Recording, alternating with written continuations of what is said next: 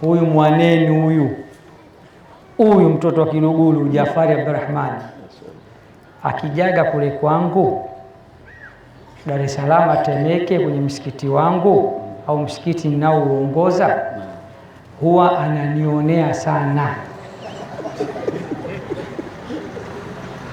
Sasa na mimi namwambia, wewe kama mtoto wa Mikumi, mimi mtoto wa Dar es Salaam, jiji la gharama, tena natokea wilaya ya Kiumeni, TMK wanaume.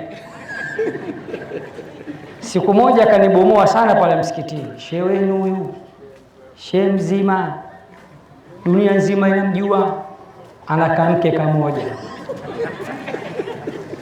Tena angalieni dharau, kamke kamoja, ila yeye ana ngoma 3. Nikasema humu mnapita Waislamu, naomba niwaulize na waulize waumini msikitini, kati ya mke mmoja na ngoma 3 kipi bora? Kwamba alhamdulillah mimi na mke, ila yeye ana ngoma tena 3. Baba umeelewa? Ule msikiti wa Veterinary ambao nimeuongoza kwa miaka 20, ambao sasa hivi umevunjwa, unajengwa mashallah, msikiti mkubwa na wa kisasa, kanipiga sana. Msikiti wa pili mwingine wa gorofa pale nyumbani kwangu, anakuja ananipiga sana. Sasa na mimi leo nampiga.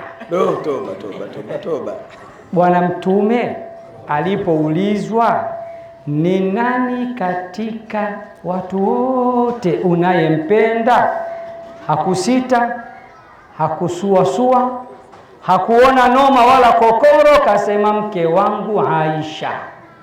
Sasa wewe Mluguru wa Mikumi, katika hao 3 nani Aisha wako?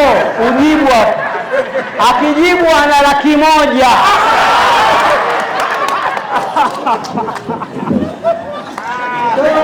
Ni swali la kijana kama halina logic sana.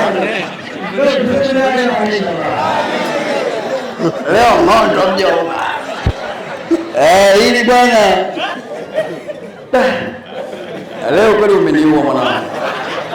Leo zamu yangu limepatikana. Leo nimepatikana. Kwanza namshukuru Mwenyezi Mungu kwa kiboko hichi ambacho kimejia nyumbani. Lakini mimi niseme tu, kwa sababu katika wake zangu hamna Aisha, kwa hiyo hamna Aisha. Assalamu alaikum warahmatullahi wabarakatuh. Waislamu, nimejibu sijajibu? Shehe ameniuliza Bwana Mtume sallallahu alipoulizwa nani katika wake zako unampenda sana, kasema Aisha. Na wewe Jafari, katika wake zako watu Aisha wako? Kwangu hakuna Aisha. Naam, kwa hivyo swali limeisha. Asante sana. Mwenyezi Mungu akubariki kwa swali zuri. Uliza lingine.